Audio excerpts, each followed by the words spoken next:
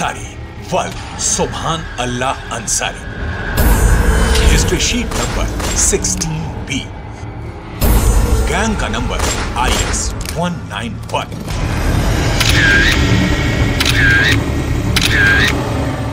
उत्तर प्रदेश के सबसे बड़े माफिया का परिचय है। उसकी गैंग में कितने खूंखार गैंगस्टर हैं, उनके नाम क्रमवार देखिए। गैंगस्टर नंबर 1 अफरोज खान उर्फ Shunya. Gangster number 2 Shahabuddin. Gangster number 3 Ataur Rahman उर्फ Babu. Gangster number 4 Kamlesh Singh. Gangster number 5 Lalji Yadav. Gangster number 6 Bhim Singh. Gangster number 7 Tassu उर्फ Tasawwar. Gangster number 8 Mahendra Jaiswal. Gangster number 9 Imtiaz Ahmad. Gangster number 10 Anil Singh उर्फ संजय सिंह। एक मुख्तार, 10 गैंगस्टर और ना जाने कितने शार्प शूटर। यूपी के सबसे बड़े माफिया डॉन ने इन्हीं के दम पर 3 दशक तक खौफ का साम्राज्य खड़ा रखा। लेकिन मुख्तार के गुनाहों का बही खाता जब जमा हुआ तो ये फाइल तैयार हुई, डॉन मुख्तार की क्राइम फाइल। ये पाप की वो गठरी है जिसे तमाम उम्र सिर पर ढोता रहा उत्तर प्रदेश का सबसे बड़ा माफिया। इसमें नाम दर्ज है, उसके कारनामे दर्ज हैं, उसकी गैंग की डिटेल दर्ज है, उसके कुनबे के कुख्यात कांड दर्ज हैं। संगीन गुनाह की ऐसी कोई धारा नहीं जिसका जिक्र मुख्तार की क्राइम फाइल में ना दर्ज हो। मुख्तार सलाखों के अंदर रहा हो, व्हील चेयर पर रहा हो, एम्बुलेंस में रहा हो या फिर पुलिस वैन में, हर वक्त इसी क्राइम फाइल के खौफ में जीता रहा। मुख्तार के संगीन से संगीन वारदात से ठसाठस भरा यह पुलिंदा उसकी असल शिनाख्त है। एक ऐसी माफिया डॉन की जिसने पूरे पूर्वांचल को थर्रा रखा था, जिसने पूरे सिस्टम को दहला रखा था। मुख्तार ने खानदानी विरासत में मिले नाम को इस कदर बदनाम किया कि पूरा यूपी इस डॉन से खौफ खाता था, क्योंकि मुख्तार ने जराइम की दुनिया में यह आगाज खौफनाक अंदाज में किया था।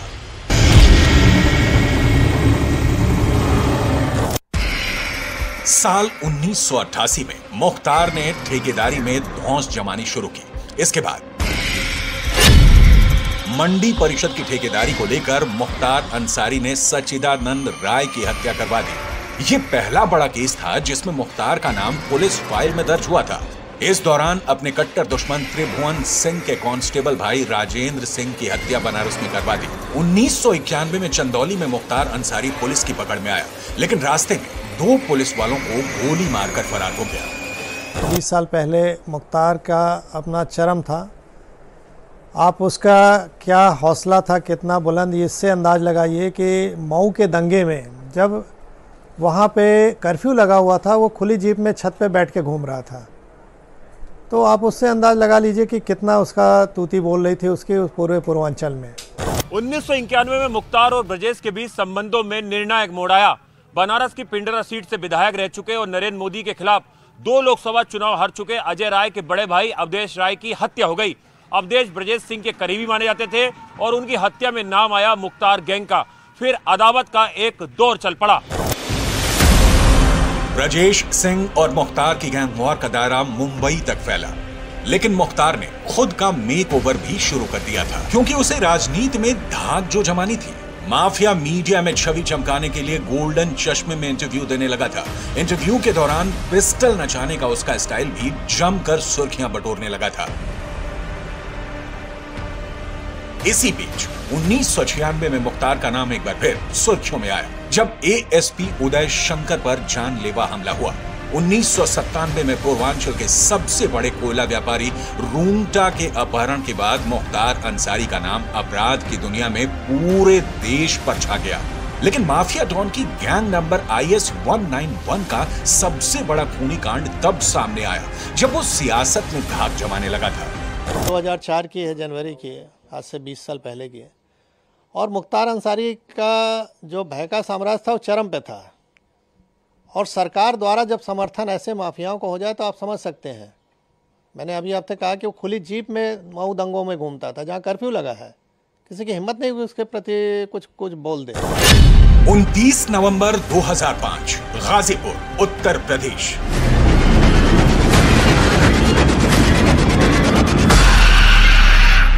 ये हत्याकांड था बीजेपी विधायक कृष्णानंद राय का, जिसमें उनके साथ 6 लोगों की मौत हो गई थी। कृष्णानंद राय हत्याकांड ने मुख्तार को देश के सबसे कुख्यात माफिया डॉन की फहरिस्त में टॉप पर पहुंचा दिया था।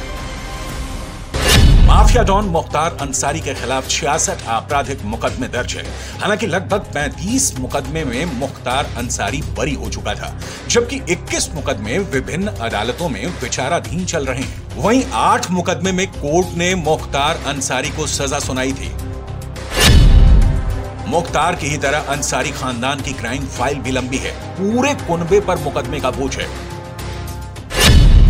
मुख्तार की पत्नी अफशा अंसारी के खिलाफ 11 मुकदमे दर्ज हैं। मुख्तार के बड़े भाई पूर्व विधायक सिबतुल्ला अंसारी पर 3 मुकदमे दर्ज हैं। इनमें जानलेवा हमले, शस्त्र अधिनियम के मामलों में वो दोष मुक्त हो चुके हैं, जबकि जानलेवा हमले के एक अन्य मामले में गाजीपुर पुलिस अंतिम रिपोर्ट लगा चुकी है।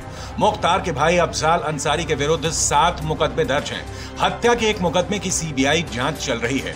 हत्या का एक मुकदमा खत्म कर दिया गया है। मुख्तार के विधायक पुत्र अब्बास अंसारी के विरुद्ध 8 मुकदमे दर्ज हैं। अब्बास की पत्नी निखत को बीते दिनों चित्रकूट पुलिस ने पकड़ा था। चित्रकूट जेल में वो अब्बास से गैर कानूनी ढंग से मिलने जाती थी। निखत के विरुद्ध चित्रकूट में भ्रष्टाचार। बहुत स्वागत है बुलेटिन में आपका। सुबह 10 बजे मुख्तार अंसारी का अंतिम संस्कार किया जाएगा। आधी रात को गाजीपुर पहुंचा है मुख्तार का पार्थिव शरीर और आज 10 बजे मुख्तार को दफनाया जाएगा। आधी रात गाजीपुर पहुंचा पार्थिव शरीर और आज सुबह 10 बजे दफनाया जाएगा। सुपुर्दे खाक होगा मुख्तार अंसारी। ये बड़ी जानकारी इस वक्त मुख्तार से जुड़ा अपडेट हम आपको दे रहे हैं। मुख्तार की दहशत आज दफन होने जा रही है। सुबह 10 बजे मुख्तार को दफनाया जाएगा।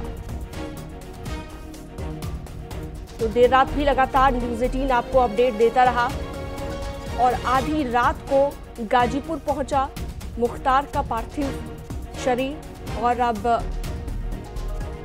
10 बजे दफनाया जाएगा। रवि पांडे हमारे साथ जुड़ गए हैं इस पर ज्यादा जानकारी और अपडेट के लिए। रवि, अभी कोई लेटेस्ट अपडेट हो, आप कहां पर मौजूद है इस वक्त, जरा दिखाइए तस्वीरें। शीलम, देखिए मैं इस वक्त मुख्तार अंसारी के आवास के बाहर खड़ा हूं और यहीं रात को 1 बजे लगभग जो शव है वो यहां आवास पर आया। आप देख सकते हैं कि तस्वीरों में जो लाल कलर की बालकनी दिख रही है और जो हरे रंग की जो पट्टी दिख रही है वही मुख्तार अंसारी का आवास है। और रात लगभग 1 बजे जो शव है वो मकान के अंदर जाकर रखा जा चुका है। अंतिम दर्शन लगातार पूरी रात की गई है। 1 बजे बाद से ही यहाँ पे जो उनके अपने लोग हैं, जो परिवार से काफ़ी करीबी लोग हैं, वो अंतिम दर्शन कर रहे हैं। हालांकि अभी जो बाहर के लोग थे, जो बाहरी थे, उनके अंदर जाने के लिए प्रतिबंध लगाया गया है, बैरिकेडिंग लगाई गई है। सुरक्षा को देखते हुए पुलिस जो है पूरी तरह से सक्रिय दिखाई दे रही है। और लेकिन जो पूरी जो प्रक्रिया अंदर जो रात भर जो पूरी चली है वो सिर्फ अभी तक दर्शन की थी। लगभग 8 बजे से जो जनाजा उठने की जो प्रक्रिया है वो शुरू होगी, यानी कि जो अंतिम संस्कार की जो प्रक्रिया है वो शुरू होगी और उसके बाद लगभग 1 घंटे बाद जो है वो जनाजा उठेगा और 10 बजे तक यहाँ कब्रिस्तान पहुँचेगा और सुपुर्दे खाक किया जाएगा। फिलहाल जो यहाँ की तस्वीरें हैं वो आप देख रहे हैं कि जो समर्थक हैं मुख्तार अंसारी के वो पूरी रात इसी तरह डटे रहे।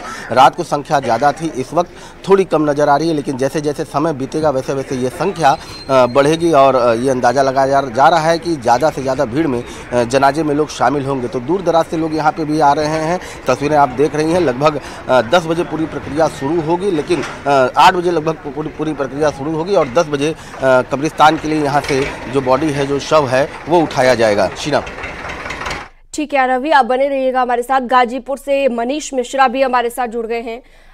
मनीष, गाजीपुर देर रात पहुंचा था मुख्तार का शव और आज सुपुर्दे खाक किया जाएगा।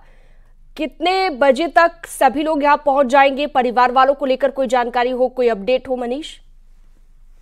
देखिए, आपको बता दें कि कल देर रात गए तकरीबन 1:10 पर मुख्तार अंसारी का शरीर, पार्थिव शरीर और या 100 काफिले के साथ यहाँ पर पहुंचा था और उनके पैतृक घर मोहम्मदाबाद के उनके पैतृक घर पर उनके घर के अंदर ले जाया गया 100 वाहन, जहां पर उनके शव को उतारा गया। जिसके बाद से प्रक्रियाएं शुरू हो गई थी। अंतिम संस्कार की प्रक्रियाएं जो भी रवायतें हैं उस हिसाब से शुरू कर दी गई थी और बताया गया है कि 8 बजे के बाद जनाजा निकलेगा और तकरीबन 10 बजे मोहम्मदाबाद के ही कालीबाग कब्रिस्तान में उन्हें सुपुर्द खाक किया जाएगा, जिसके लिए कब्र भी तैयार कर ली गई है। और यहाँ पर मुख्तार के समर्थकों का या उनके आसपास के लोगों का जमावड़ा है और लोग खड़े हैं, लोग इंतजार कर रहे हैं कि कब वो मुख्तार अंसारी का अंतिम दर्शन करेंगे, जनाजे में शामिल होंगे और कब्रिस्तान में जाकर मुख्तार अंसारी की शव यात्रा में शामिल होकर वहां तक पहुंचेंगे, जिसके बाद मुख्तार अंसारी को तकरीबन 10 बजे सुपुर्द खाक किया जाएगा और जिसके लिए सारी तैयारियां मुकम्मल कर ली गई हैं। जी बिल्कुल, तो तैयारियां मुकम्मल हो चुकी है यहाँ पर। और मनीष, आज मुख्तार की दहशत भी साथ में दफन हो जाएगी। परिवार की तरफ से तमाम तरह के रिक्वेस्ट भी की गई थी कि अब्बास अंसारी भी पहुंचे। उन सभी चीजों को लेकर कोई अपडेट हो कि कौन कौन पहुंचने जा रहा है यहाँ पर?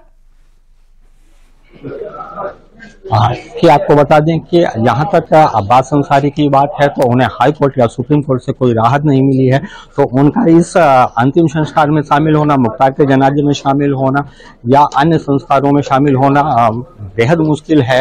वो कासगंज जेल में बंद है। जबकि अन्य परिजनों की बात की जाए तो मुख्तार अंसारी के बड़े भाई अफजाल अंसारी, उनके बड़े भाई सिबगतुल्लाह अंसारी, उनके भतीजे मोहम्मदाबाद के विधायक शोएब अंसारी इस जनाजे में शामिल होंगे। साथ में परिवार के अन्य सदस्य होंगे, उनके रिलेटिव्स होंगे, रिश्तेदार होंगे, उनके घनिष्ठ लोग होंगे। इसके अलावा तमाम समर्थक होंगे। समर्थकों की एक भारी भीड़ जुटने का अंदाजा है और इसी को लेकर यहाँ पर सुरक्षा के भी खास इंतजाम किए गए हैं। हम आपको दिखा दें कि देख लीजिए कि चप्पे चप्पे पर यहाँ पर पुलिस फोर्स तैनात है, पीएसी के जवान तैनात हैं, साथ ही पैरामिलिट्री फोर्स की भी कई टुकड़ियां यहाँ पर लगाई गई हैं। और मोहम्मदाबाद में मुख्तार अंसारी के घर से लेकर कब्रिस्तान तक लगातार सुरक्षा का जो घेरा है वो बढ़ाया जा रहा है और मुख्तार अंसारी के घर के आसपास 100 मीटर से अधिक चारों तरफ से एक बैरिकेड कर दिया गया है, जहाँ पर आम लोगों को उस तरफ नहीं जाने दिया जा रहा है। उनके पैतृक घर की तरफ जाने के लिए आम लोगों को अभी तक तो पाबंदी है। कल रात में भी ये पाबंदी लागू क्या यहाँ पर क्राइटेरिया तय किया गया है? क्योंकि कई बार ऐसा होता है इस तरह का अपराधी जब उसकी जान चली जाती है, जब जनाजे में लोग पहुंचते हैं तब भी तमाम तरह की सिक्योरिटीज होती हैं, जैसा कि हम देख भी रहे हैं मनीष। तो यहाँ पर कैसे एंट्री मिलेगी? जो भी जनाजे में शामिल होना चाहता है या कोई भी शामिल हो सकता है?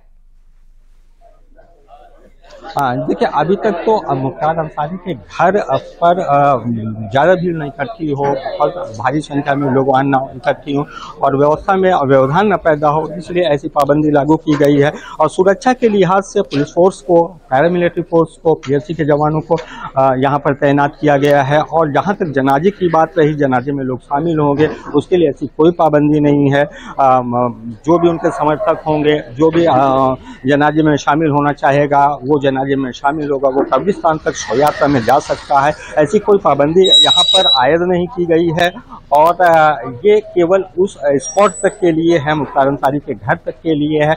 हालांकि सुरक्षा की व्यवस्था जो की गई है किसी भी तरह की आशंका से निपटने के लिए की गई है। और आप तस्वीरों में देख रहे होंगे कि किस तरह से यहाँ पे फोर्स को डिप्लॉय किया गया है और बड़ी संख्या में पुलिस फोर्स यहाँ पर तैनात है, पैरामिलिट्री फोर्स तैनात है, पीएसी की कई टुकड़ियां यहाँ पर तैनात हैं। और ये सारा कुछ सुरक्षा के लिहाज से किया जा रहा है कि जिससे कि मुख्तार अंसारी के जनाजे में या कब्रिस्तान पर या उनके अंतिम संस्कार में किसी भी तरह की कोई व्यवधान न पैदा हो, किसी तरह की कोई गड़बड़ी ना हो, इसलिए सुरक्षा के खास इंतजाम जरूर किए गए हैं। चलिए, रवि के पास कुछ अपडेट है लगता है, रवि के पास चलते हैं। गाजीपुर से ही रवि हमारे साथ जुड़े हुए हैं। रवि, वहां पर कोई हलचल आपको बढ़ती हुई दिखाई दी हो? फिलहाल हलचल नहीं है, लेकिन जो समर्थक हैं उनके आने की जो वो है संख्या है वो ज़्यादा लगातार बढ़ती ही जा रही है। लगातार जो समर्थक हैं वो संख्या के हिसाब से अपनी संख्या बढ़ाते जा रहे हैं, क्योंकि ये तय था कि लगभग 10 बजे सुपुर्द खाक के लिए जनाजा उठेगा, तो उसको लेकर के जो आसपास के लोग हैं वो आ रहे हैं अंतिम दर्शन देखने के लिए, अंतिम यात्रा में शामिल होने के लिए। क्योंकि एक सबसे खास बात यह है कि मुख्तार भले ही उत्तर प्रदेश के लिए या पूर्वांचल के एक माफिया चेहरा रहा हो, लेकिन यहाँ के लोगों के लिए मुख्तार काफ़ी अच्छा माना जाता है। मुख्तार, यहाँ के लोगों का साफ कहना है कि मुख्तार जो है वो इनके लिए मसैया था, इनके लिए बहुत कुछ किया था, इनके सुख दुख में काफ़ी खड़ा होता था। और यही कारण है कि कल रात से लगातार भीड़ देखी जा रही है और भीड़ लगातार बढ़ती ही जा रही है। सुबह की नमाज पढ़ ली गई है और उसके बाद जनाजे में शामिल होने के लिए वो लोग एकत्रित हो रहे हैं। हम इस वक्त दूसरे दरवाजे पर हैं, जहाँ से एकदम सीधे मकान दिख रहा है और वो यहीं उसी मुख्य द्वार से ही जो शव है वो बीती रात को अंदर प्रवेश किया था। अंतिम दर्शन परिवार वालों ने कर लिया। काफ़ी लंबा इंतजार करना पड़ा था। हालांकि ये कहा गया था कि बांदा से जो शव है वो कल शाम को 5 बजे तक ही आ जाएगा और शाम को 6-7 बजे तक सुपुर्द खाक की जो कार्यक्रम है वो खत्म कर दी जाएगी। लेकिन बांदा से शव को आने में यहाँ काफ़ी लेट हो गया और लगभग रात को 1 बजे शव यहाँ पर आया, जिसकी वजह से जो कल का जो कार्यक्रम था वो आज हो गया और आज लगभग 8 बजे से वो प्रक्रिया पूरी शुरू हो जाएगी। बताया जा रहा है कि जनाजा उठने के पहले बाकायदे स्नान और जो अन्य अंतिम संस्कार की जो प्रक्रिया है वो पूरी करवाई जाएगी और उसके बाद जनाजा उठाया जाएगा। लगभग 10 बजे जो ये कब्रिस्तान पहुंचेगा और यहाँ से लगभग 1 किलोमीटर की दूरी है कब्रिस्तान की, वहाँ तक जाएगा शव और वहाँ पर सुपुर्द खाक किया जाएगा। इस बीच इस पूरे रास्ते को भी छावनी में तब्दील की गई है। जगह जगह बैरिकेड लगाए गए हैं और कब्रिस्तान तक अलग अलग पुलिस दस्तों को वहाँ अलग अलग चौकियाँ बना करके बैठाया गया ताकि किसी भी प्रकार की जो आशंका है वो आशंका पूर्ण न हो पाए और शांति व्यवस्था बनी रहे। ठीक है।